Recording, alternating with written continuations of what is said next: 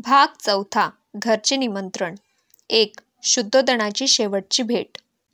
सारीपुत्त आणि मोगलाण यांच्या दीक्षेनंतर भगवान बुद्ध 2 महिने राजगृहात राहिले. भगवंत राजगृहात राहत असल्याचे ऐकल्यावर शुद्धोदनाने निरोप पाठवला की मरणापूर्वी माझ्या मुलाला पाहण्याची माझी इच्छा आहे. त्याच्या उपदेशाचा फायदा इतरांना मिळाला, परंतु त्याच्या पित्याला किंवा त्याच्या नातलगांना तो मिळाला नाही. निरोप देणाऱ्या दूताचे नाव कालुदायीन असे असून तो शुद्धोदनाच्या दरबारातील मनुष्याचा मुलगा होता. तेथे पोचल्यावर तो दूत म्हणाला, जगद्वंदनीय तथागता, कमल पुष्प ज्याप्रमाणे सूर्योदयासाठी उत्सुक असते त्याचप्रमाणे आपले पिताजी आपली वाट पाहत आहेत. तथागतांनी आपल्या पित्याची विनंती मान्य केली आणि आपल्या बऱ्याच शिष्यासह ते आपल्या पित्याच्या घरी जावयास निघाले. भगवंत अधूनमधून मुक्काम करीत चालले होते, परंतु ते येण्यासाठी निघाल्याची वार्ता शुद्धोदनाला सांगण्यासाठी कालुदायीन पुढे निघून गेला. लवकरच ही बातमी सर्व शाक्य जनपदात पसरली.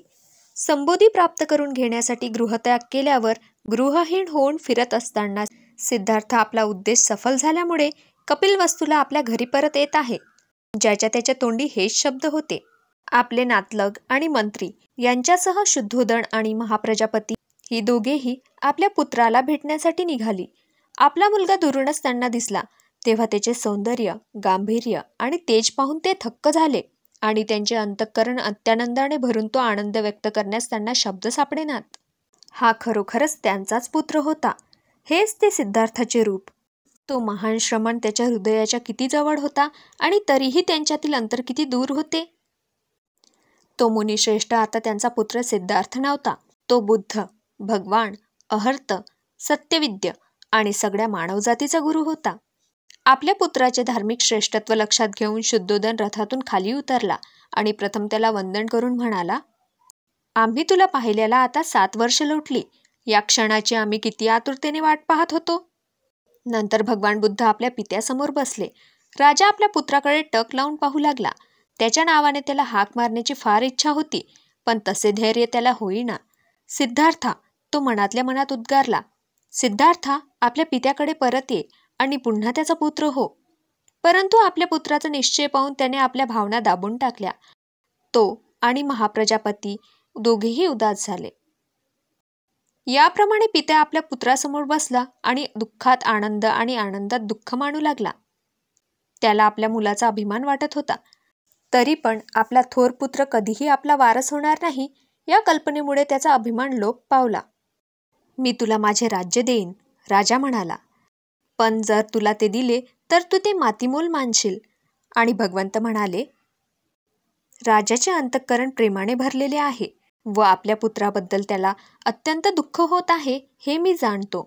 पण ज्या पुत्राला आपण मुकलात त्याच्याशी ज्या प्रेमबंधनांनी आपल्याला जखडलेले आहे त्या बंधनांनी आपण स्वतःला सर्व मनुष्य मात्रांशी जखडून टाका. म्हणजे सिद्धार्थाच्या जागी आपल्याला त्याच्यापेक्षाही थोर पुत्र असल्याचे आढळून येईल. सत्य आणि सदाचार शिकवणारा पुत्र आपल्याला लाभेल आणि शांती व निर्वाण्याचा प्रणेता आपल्या हृदयात प्रवेश करील. आपला पुत्र बुद्ध याची ती मधुरवाणी ऐकून शुद्धोदन आनंदाने बेहोश झाला आणि आपले हात घट्ट आवळून अश्रुपूर्ण नेत्रांनी तो उद्गारला, हे अद्भुत परिवर्तन आहे. दुःखातिरेक आता नष्ट झाला आहे.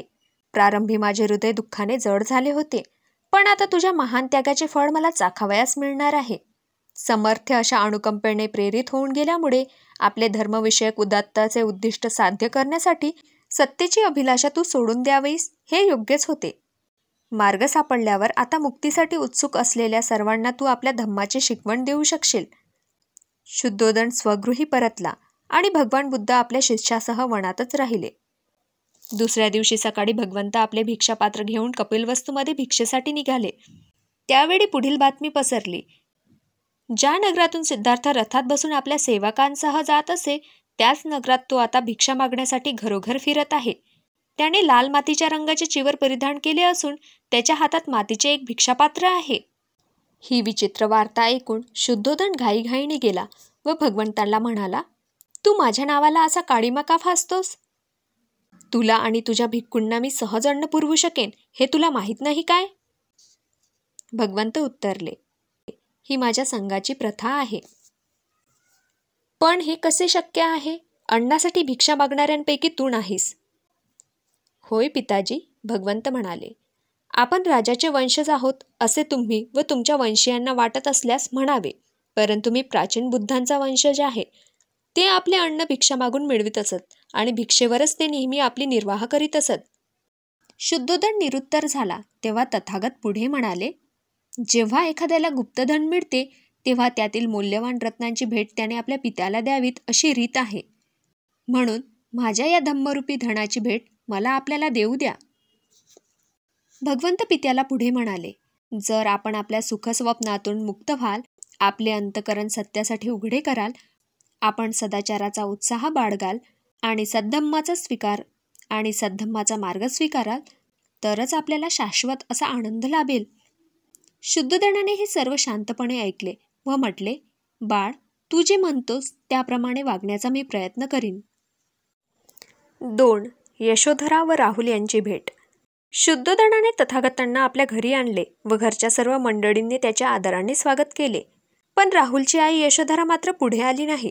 शुद्धोधनाने यशोधरेला बोलावणे पाठवले, परंतु ती म्हणाली, खरोखरच जर माझा काही मान ठेवायचा असेल तर स्वतः सिद्धार्थ माझ्याकडे येतील आणि मला भेटतील. आपल्या सर्व नातलगांना व मित्रांना भेटल्यावर भगवंतांनी विचारले, यशोधरा कुठे आहे? आणि तिने येण्याचे नाकारले हे समजल्यावर ते उठले आणि तडक तिच्या दालनात गेले. आपले शिष्य सारीपुत्त आणि मोगलान यांना आपल्याबरोबर यशोधरेच्या दालनात येण्याची भगवंतांनी आज्ञा दिली. ते म्हणाले, मी मुक्त आहे, परंतु यशोधरा अद्याप मुक्त नाही. बरीच वर्षे मला पाहिले नसल्यामुळे ती अत्यंत दुःखी झाली आहे. तिचे दुःख हलके झाले नाही तर तिच्या मनाला यातना होतील.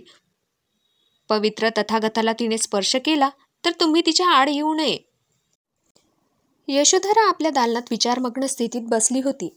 भगवंतांनी प्रवेश केला तेव्हा काठोकाठ भरून वाहणाऱ्या पाण्याच्या पात्राप्रमाणे ती इतकी प्रेमनिर्भर झाली की तिला स्वतःला सावरून धरणे शक्य झाले नाही. ज्याच्यावर आपण प्रेम केले तो पुरुष सत्याची शिकवण देणारा जगद्वंदनीय भगवान बुद्ध आहे हे विसरून तिने त्याचे पाय धरले आणि ती एकसारखी रडू लागली. परंतु तेथे शुद्धोधन आहे याची आठवण झाल्यावर ती लज्जेने उठली आणि विनयाने थोड्या अंतरावर जाऊन बसली. यशोधरेच्या वतीने क्षमा मागून शुद्धोधन म्हणाला, हे तिचे वागणे तिच्या प्रेमतिशयामुळे असून ही काही क्षणिक भावनाविवशता नाही. पतिविरहाच्या 7 वर्षाच्या काळात सिद्धार्थाने केशवपन केल्याचे तिने ऐकले तेव्हा तिनेही केशवपन केले. जेव्हा तिने ऐकले की आपल्या पतीने सुगंधी द्रव्ये व अलंकार यांचा त्याग केला आहे तेव्हा तिनेही ती वापरणे सोडून दिले. आपल्या पतीप्रमाणे ठराविक वेळीच मातीच्या पात्रातून ती अन्नसेवन करीत असे. हे केवळ तात्पुरत्या भावनाविवशतेमुळे नसून ते तिचे मनोधैर्याचे लक्षण आहे. भगवंतांनी परिव्रज्या घेतली त्यावेळी यशोधरेने दाखवलेल्या महान धैर्याची व तिच्या अलौकिक महान गुणाची भगवंतांनी प्रशंसा केली. ते बोधिसत्व असताना व मानवाचे सर्वश्रेष्ठ ध्येय जे बुद्धत्व प्राप्त करण्यासाठी प्रयत्नशील झाल्यावर यशोधरेचे पावित्र्य, कोमलता आणि तिची भक्ती हे तिचे गुण त्यांना अमोल व उपकारकारक ठरले होते. हे तिचे कर्म होते आणि तिच्या थोर पुण्याचाच तो परिणाम होता.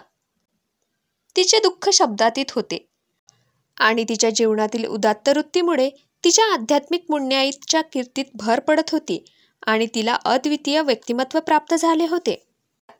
नंतर यशोधरेने 7 वर्षे वयाच्या राहुलला राजकुमाराच्या वैभवाला साजेसे कपडे घातले आणि ती त्याला म्हणाली, महान ब्रह्माप्रमाणे दिसणारा तेजस्वी चेहऱ्याचा हा सत्पुरुष तुझा पिता आहे. मी अजूनही पाहिल्या नाहीत अशा द्रव्याच्या मोठमोठ्या खाणी याच्या जवळ आहेत. त्याच्याकडे जा, ती संपत्ती तुझ्या ताब्यात देण्याविषयी त्याला विनंती कर, कारण पित्याची मालमत्ता वारसा हक्काने पुत्राकडेच आली पाहिजे. राहुल उत्तरला, कोण माझा पिता? शुद्धोधनाखेरीज दुसरा पिता मला माहीत नाही. यशोधरेने मुलाला उचलून घेतले आणि तिथून जवळच भिक्खूंच्या बरोबर अन्नसेवित करीत असलेल्या भगवंताकडे खिडकीतून बोट दाखवून ती त्याला म्हणाली, तो पहा तुझा पिता शुद्धोधन नव्हे. राहुल भगवंताकडे गेला आणि त्याच्या चेहऱ्याकडे पाहून निर्भयपणे आणि प्रेमाने म्हणाला, आपण माझे पिता आहात ना? आणि त्यांच्याजवळ उभा राहूनच तो पुढे म्हणाला, श्रमणा, आपली छाया देखील आनंदमय आहे. भगवंत शांतच राहिले. भोजन आटोपल्यावर तथागतांनी त्याला आशीर्वाद दिला आणि ते राजवाड्यातून जाऊ लागले. परंतु राहुल त्याच्या मागोमाग गेला आणि त्याच्याकडे आपला वारसा मागू लागला. कोणीही त्याला अडवले नाही. स्वतः भगवंतांनीही त्याला प्रतिबंध केला नाही. सारीपुत्ताकडे वळून भगवंत म्हणाले, माझा पुत्र आपला वारसा मागतो आहे. चिंता आणि दुःख उत्पन्न करणारे नाशवंत असे धन मी त्याला देऊ शकत नाही, परंतु ज्याचा कधीही क्षय होणार नाही अशा पवित्र जीवनरूपी धनाचा वारसा मात्र मी त्याला देऊ शकेन. राहुलला उद्देशून अत्यंत आस्थेने तथागत म्हणाले, सोने, रुपे आणि रत्ने यांच्यापैकी माझ्याजवळ काहीही नाही, परंतु आध्यात्मिक धन स्वीकारण्यास तू तयार असशील आणि ते वाहून नेण्या इतका व जतन करून ठेवण्या इतका तू समर्थ असशील तर असले धन माझ्याकडे विपुल आहे. माझे आध्यात्मिक धन म्हणजे धम्माचा मार्ग. परमोच्च आनंदाच्या प्राप्तीसाठी मनाच्या संस्काराच्या साधनेला ज्यांनी जीवन वाहिले आहे अशांच्या संघात प्रवेश मिळावा अशी तुझी इच्छा आहे काय? होय, राहुलने निश्चयपूर्वक उत्तर दिले. राहुल भिक्खू संघात सामील झाल्याचे जेव्हा शुद्धोधनाने ऐकले तेव्हा त्याला अतिशय दुःख झाले. 3. शाक्यांनी केलेले स्वागत. भगवान बुद्ध शाक्यदेशी परतले तेव्हा आपल्या देशबांधवात 2 तट पडलेले त्यांना आढळून आले. एक त्याच्या बाजूने होता व दुसरा त्यांच्या विरुद्ध होता. मागे शाक्य व कोलीय यांच्यातील युद्धाच्या प्रश्नाबाबत जो वाद माजला होता आणि ज्यात त्यांनी फार महत्त्वाचा भाग घेतला होता, त्यावेळी शाक्य संघात झालेल्या मतभेदाची त्याला आठवण झाली. त्यावेळच्या त्याच्या विरोधकांनी यावेळी सुद्धा त्यांना प्रणिपात करण्याचे किंवा त्याचा मोठेपणा मान्य करण्याचे नाकारले. त्यांना अनुकूल असलेल्या त्यांच्या अनुयायी वर्गात सामील होण्यासाठी प्रत्येक कुटुंबातील एक मुलगा अर्पण करण्याचे अगोदरच ठरले होते. त्यांनी आता भगवंताच्या संघात प्रवेश करण्याचे व ते राजगृहाला परतताना त्यांच्याबरोबर जाण्याचे ठरवले. ज्या कुटुंबांनी एक मुलगा संघाला अर्पण करण्याचे ठरवले होते त्यात अमितोदनाचे कुटुंब होते. अमितोदनाला 2 मुलगे होती. एकाचे नाव अनिरुद्ध, त्याला अगदी लाडात वाढवले होते. दुसऱ्याचे नाव होते महानाम. महानाम अनिरुद्धाकडे जाऊन म्हणाला, तू तरी संसार त्याग कर किंवा मी करतो. आणि अनिरुद्धाने उत्तर दिले, माझी प्रकृती नाजूक आहे. कौटुंबिक जीवन सोडून गृहहीन अवस्थेत राहणे मला अशक्य आहे, म्हणून तूच तसे कर. परंतु प्रिय अनिरुद्धा, कौटुंबिक जीवनात कोणत्या गोष्टी घडत असतात ते मी तुला सांगतो, ऐक. पहिल्या प्रथम तुला शेत नांगरावे लागेल. ते झाल्यावर पेरणी करावी लागेल. ते झाल्यावर तुला शेताला पाणी द्यावे लागेल. नंतर शेतातील पाण्याचा निचरा करावा लागेल. नंतर लावणी करावी लागेल. लावणीनंतर कापणी करावी लागेल. मग ते बाहेर न्यावे लागेल व त्याच्या जुड्या बांधाव्या लागतील. एवढे झाल्यावर त्याची मळणी करावी लागेल. मग पेढा वेगळा करावा लागेल. नंतर त्यातील तूच काढून टाकावे लागेल. मग धान्य पाखडावे लागेल. नंतर ते कोठारात साठवून ठेवावे लागेल आणि त्याच्या पुढच्या वर्षी या सगळ्याची पुनरावृत्ती करावी लागेल आणि हे वर्षानुवर्षे असेच करावे लागेल. हे काम कधीच संपत नाही.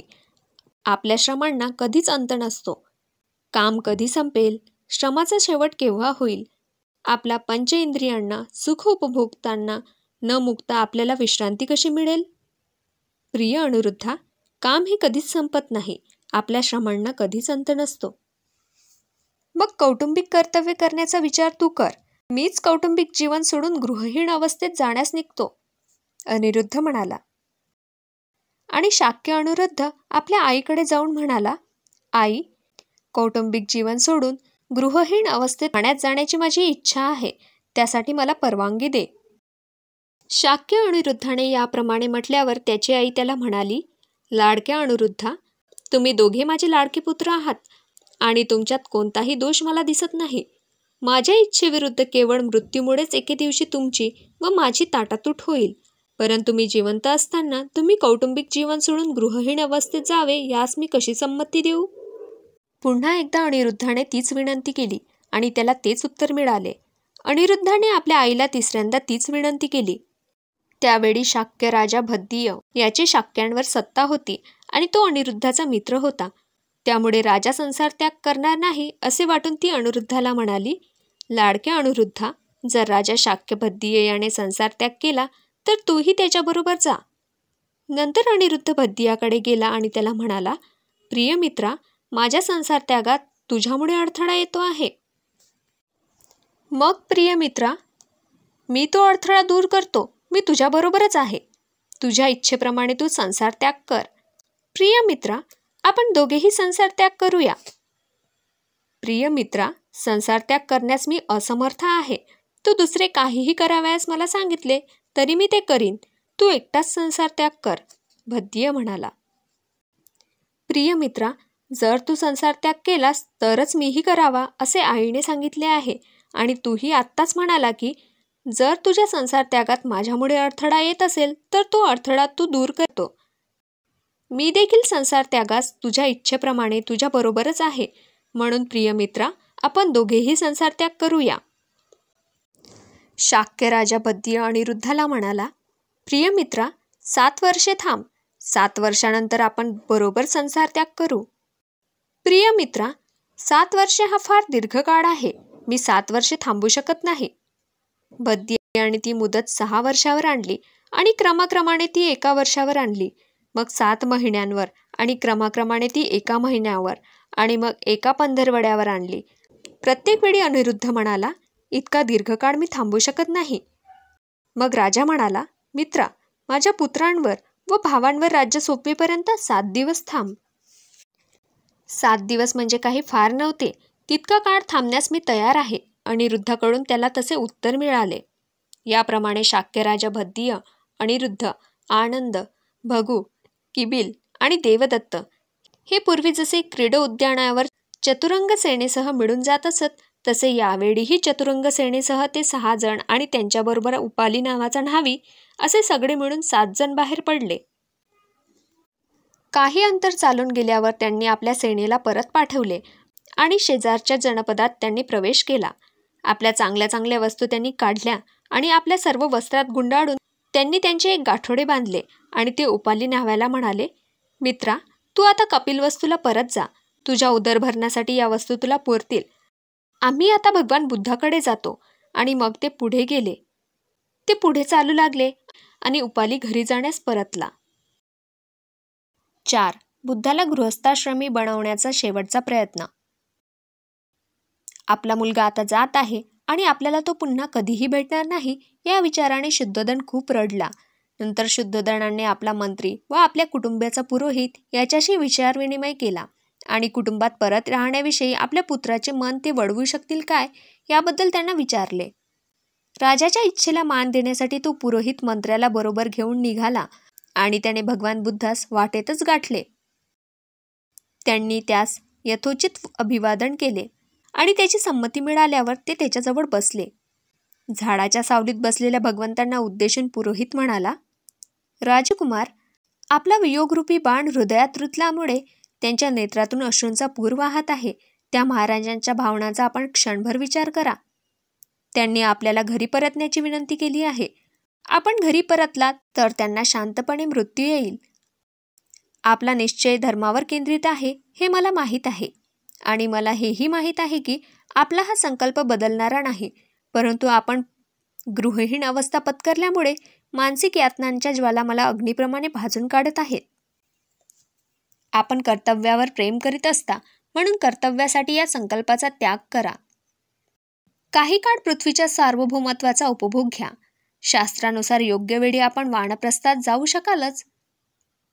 आपण दुःखी नातलगांविषयी अनादर दाखवू नका. सर्व प्राणीमात्रांविषयी करुणा हाच धर्म आहे. धर्माची साधना काही केवळ अरण्यातच जाऊन होते असे नाही. नगरात राहून देखील साधू पुरुषांना मोक्ष साधना करता येते. विचार आणि प्रयत्न हीच खरी साधने होत. अरण्य आणि श्रमणवेश ही केवळ भित्र्या माणसाची लक्षणे होत. आपल्यामुळे निर्माण झालेल्या यातनांच्या लाटांनी भरलेल्या खोल दुःखसागरात शाक्यांचा राजा बुडून गेलेला आहे. म्हणून समुद्रात बुडणाऱ्या बैलाप्रमाणे असहाय्य आणि अनाथ झालेल्या राजाला आपण सोडवावे. जिने आपणाला लहानाचे मोठे केले आणि जिने अगस्त्य लोकात अजून प्रवेश केला नाही अशा त्या राणीचा देखील विचार करा. वासरू हरवलेल्या गायीप्रमाणे ती सतत शोक करीत आहे. तिची आपण थोडी देखील चिंता करणार नाही काय? नराचा वियोग झालेल्या हंसीप्रमाणे किंवा सहचरणाने अरण्यात टाकून दिलेल्या हत्तीणीप्रमाणे पती जिवंत असताना विधवेप्रमाणे दुःखी कष्टी असणाऱ्या आपल्या पत्नीला आपण आपल्या दर्शनाने निश्चित संतुष्ट केले पाहिजे. पुरोहिताच्या तोंडचे शब्द ऐकल्यावर गुणीजनांचे गुण लक्षात घेणाऱ्या भगवंतांनी क्षणभर विचार केला आणि नंतर शांतप्रमाणे पुढीलप्रमाणे उत्तर दिले. 5. भगवान बुद्धाचे उत्तर. महाराजांच्या मनातील पित्याची माया, विशेषतः त्यांनी माझ्यावर केलेली माया मी जाणतो. तरी देखील दुःखाने आणि दुरिताने जगाला ग्रासले आहे याचा प्रत्यय आल्यामुळे माझ्या नातलगांना सोडून जाणे मला भाग पडत आहे. प्रियजनांचा वियोग अनिवार्य नसतो, तर आपल्या आवडत्या नातलगांना भेटण्याची कोण इच्छा करू शकणार नाही. परंतु एकदा वियोग झाला तरीही तो पुन्हा होणारच आहे. म्हणूनच माझे पिताजी प्रेमळ असूनही मी त्यांना सोडून जात आहे. परंतु महाराजांच्या दुःखाला मी कारण आहे असे जे आपणाला वाटते ते मला मान्य नाही. कारण स्वप्नवत भेटीमुळे भविष्यातील वियोगाच्या विचारांनी त्यांना दुःख होत आहे. यासाठी याबाबत आपले मत निश्चित झाले पाहिजे. वियोगाची विविध स्वरूपे पाहिल्यावर तुम्हाला हे समजले पाहिजे की पुत्र किंवा नातलग हे दुःखाचे कारण नाही, तर अज्ञान हे दुःखाचे कारण आहे. वाटेत एकमेकांना भेटणाऱ्या प्रवाशाप्रमाणे सर्व प्राणीमात्रांच्या बाबत केव्हा ना केव्हा वियोग होणारच. हे जर अपरिहार्य आहे तर कोणता शहाणा मनुष्य आपल्या प्रियजनांची ताटातूट झाली तर दुःख करीत बसेल? माणूस स्वजनांना दुसऱ्या जगात सोडून तो या जगात येतो आणि त्यांना सोडून येथे आल्यावर तो पुन्हा दुसरीकडे जातो. ही मानवजातीची कहाणी आहे. जे मुक्त आहेत त्यांना भेटणारे आणि सोडून जाणारे यांची काय खंत असणार? प्राणी गर्भ सोडून जन्माला येतो, त्या क्षणापासून मृत्यू जर ठरलेलाच आहे तर माझ्या अरण्यात जाणे अवेळी होत आहे असे तुम्ही का म्हणता? ऐहिक वस्तू साध्य करून घेताना एखादी वेळ अवेळ असेलही. काळ हा सर्व वस्तूंशी अविभाज्यतेने संलग्न असतो असे वर्णन केले जाते. काळ हा जगाला आपल्या विविध परिवर्तनात नेत असतो, परंतु स्तुत्य अशा परमोच्च सुखाप्राप्तीसाठी कुठलाही काळ अनुकूलच असतो. महाराजांनी आपले राज्यमार्ग देण्याची इच्छा दर्शवावी हा पित्याला शोभणारा उदात्त विचार आहे. परंतु आजारी माणसांनी हावरटपणाचे अपथ्यकारक अन्न स्वीकारणे इतकेच मी हा विचार मान्य करणे अनुचित आहे. जो राज्याधिकार आभासमयी आहे, जेथे चिंता आहे, द्वेष आहे, थकवा आहे, तेथे सेव्याच्या भक्तीमुळे अन्याय उद्भवतो, तो प्रज्ञावंतांनी स्वीकारणे कसले उचित ठरेल? सोनेरी प्रासाद मला आगीने पेटल्यासारखा वाटतो. मिष्टान्न भोजन वीज कालवल्यासारखे वाटते. कमलपुष्पांनी आच्छादित शय्या मगरीच्या ग्रासल्यासारखी वाटते. 6. मंत्र्याचे प्रत्युत्तर. भगवान बुद्धाच्या सद्गुणाला व ज्ञानाला अनुरूप असे निरीच्छ, तर्कशुद्ध व भारदस्त प्रवचन ऐकल्यावर मंत्र्याने उत्तर दिले. आपला हा निश्चय अतिउत्तम आहे. तो अयोग्य नसला तरी यावेळी मात्र योग्य नव्हे. आपल्या पित्याला आपल्या वृद्धापकाळी दुःखात लोटून त्याला अशा प्रकारे सोडून जाणे हे आपले कर्तव्य होऊ शकत नाही. आपले मन सूक्ष्मदर्शी निश्चित नाही. ते कर्तव्य, संपत्ती आणि सुख यांची सूक्ष्मदृष्टीने मीमांसा करणे इतके कुशल नाही, कारण अदृश्य अशा उद्दिष्टासाठी आपण दृश्य अशा उद्दिष्टांचा त्याग करीत आहात. दुसरे असे की काही जण पुनर्जन्म आहे असे मानतात, बाकीचे लोक पुनर्जन्म नाही असे आत्मविश्वासपूर्वक सांगतात. म्हणून ज्या अर्थी या प्रश्नाबाबत संदेह आहे त्या अर्थी हाती आलेल्या भोगांचा उपभोग घेणे हेच योग्य होय. जर मरणोत्तर जीवन अस्तित्वात असेल तर ते आपल्याला असे मान्य होईल की तसा आपण त्याचा उपभोग घेऊ, पण मरणोत्तर जीवन अस्तित्वात नसेल तर सर्व जगाला निश्चितपणे विनायास मुक्ती मिळाली आहे. काही लोक पुनर्जन्म आहे असे मानतात, परंतु ते मुक्तीची शक्यता मानित नाही. अग्नी ज्याप्रमाणे स्वभावतःच उष्ण असतो आणि पाणी प्रवाही असते, त्याप्रमाणे आपल्या क्रियाशक्तीचा एक विशिष्ट स्वभाव असतात असे ते मानतात. काही लोक म्हणतात की सर्व वस्तू चांगल्या आणि वाईट, सत आणि असत अशा स्वाभाविक गुणधर्मातून उत्पन्न होतात आणि ज्या अर्थी हे सर्व जग स्वाभाविकपणे उत्पन्न झाले आहे त्या अर्थी आपले सर्व श्रम व्यर्थ होय. ज्या अर्थी इंद्रियांची क्रिया निश्चित आहे आणि बाह्य वस्तूंचीही अनुकूलता किंवा प्रतिकूलता निश्चित झालेली असते, त्या अर्थी वृद्धापकाळ आणि दुःख यांच्याशी ज्या गोष्टी निगडीत झाल्या आहेत त्या कितीही प्रयत्न केले तरी कशा बदलता येतील? त्या सर्व गोष्टी स्वाभाविकपणे निर्माण होत नाहीत काय? पाण्यामुळे अग्नी विझतो आणि अग्नी पाण्याची वाफही करते. निरनिराळी तत्वे एकजीव होऊन या जगाची निर्मिती करतात. गर्भाशयातील गर्भ, हात, पाय, पोट, पाठ आणि डोके यांच्यासहित साकार होतो. तो आत्म्याशी संलग्न असतो. हे स्वाभाविकरित्याच होते असे प्राज्ञ सांगतात. काट्यांचा अणकुचीदारपणा कोण उत्पन्न करतो? पशुपक्ष्यांचे निरनिराळे स्वभाव कोण बनवतो?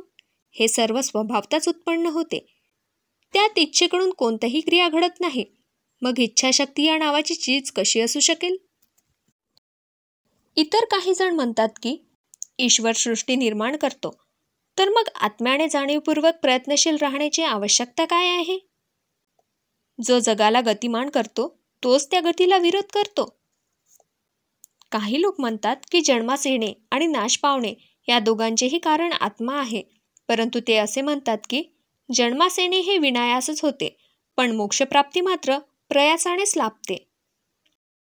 मनुष्य संपत्ती निर्माण करून पूर्वजांचे ऋण फेडतो, तसेच तो विद्यार्जनाने ऋषींचे आणि यज्ञ करून देवांचेही ऋण फेडतो.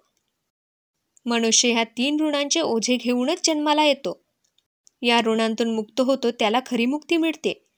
अशा प्रकारे सुज्ञांच्या मते जो या नियमक्रमानुसार प्रयत्न करतो त्यालाच मोक्षप्राप्ती होते. परंतु ते आपल्या सर्व शक्तीने प्रयत्न करण्यास तयार असले तरी त्यांना मोक्ष मिळत नाही. व्यर्थ सायास मात्र त्यांच्या पदरी पडतात. म्हणून तरुण पुरुषा, तुला मुक्तीचीच तळमळ असेल तर विहित नियमांचा अवलंब कर. याप्रमाणे तुला मुक्ती मिळेल आणि महाराजांच्या दुःखांचा अंतही होईल. अरण्यातून स्वगृही पुनरागमन केल्यामुळे जीवनातील निर्माण होणाऱ्या दोषांविषयी जे चिंतन करतोस त्याविषयी सांगायचे म्हणजे तू तो विचारच तूर्त सोडून द्यावा. प्राचीन काळी देखील काही जण अरण्यातून घरी परतले होते. अंबरीश, द्रमुकेश, राम इत्यादींची उदाहरणे त्याने या बाबतीत दिली. 7. भगवान बुद्धाचा मनोनिग्रह. राजाचा जणू काय डोळाच असलेले या मंत्र्याने ते प्रेमळ व राजनिष्ठ उद्गार ऐकल्यावर त्या राजपुत्राने आपला निश्चय जरासुद्धा न डळमळू देता ठामपणे उत्तर दिले. त्याचे उत्तर सुसंबंध होते. ते कंटाळवाणे किंवा उतावळेपणाचे नव्हते. एखादी वस्तू अस्तित्वात आहे की नाही या शंकेचे निरासन माझ्या दृष्टीने दुसऱ्यांच्या शब्दांनी होणार नाही. तपश्चर्येने किंवा चिंतनाने सत्य निश्चित केल्यावरच त्या वस्तूविषयी सत्याचे मी स्वतः आकलन करीन. अज्ञेय व वादग्रस्त असा सिद्धांत आणि शेकडो पूर्वग्रहांनी युक्त असा कोणताही युक्तिवाद मी मान्य करू शकत नाही. कोणता सुज्ञ मनुष्य दुसऱ्याच्या श्रद्धेवर विसंबून राहील? मानवजात ही अंधारात आंधळ्याप्रमाणे दाखवलेल्या मार्गाने जाणाऱ्या आंधळ्याप्रमाणे आहे. परंतु सत्य जरी स्पष्टपणे समजले नाही किंवा चांगल्या व वाईटांविषयी संदेह असेल तर माणसाने आपले मन चांगल्या गोष्टीवरच केंद्रित करावे.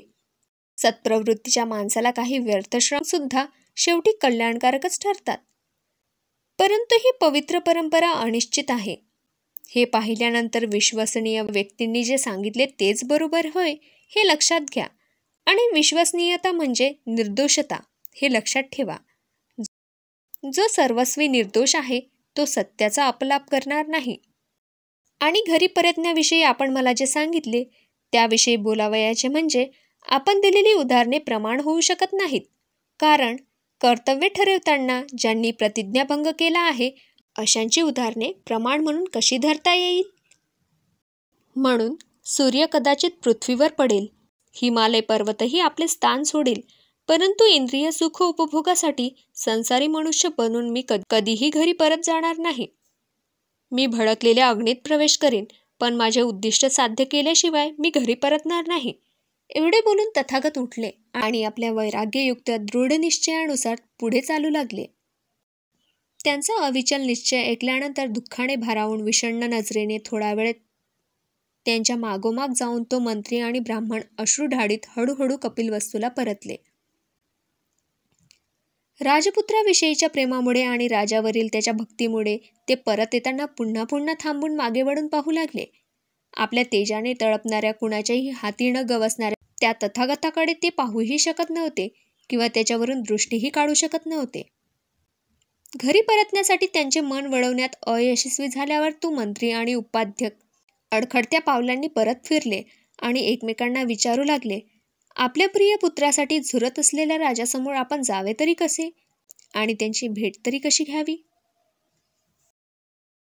मित्रांनो, व्हिडिओ आवडल्यास लाईक करा आणि अशाच नवनवीन माहितीसाठी आपल्या चॅनलला सबस्क्राईब करा.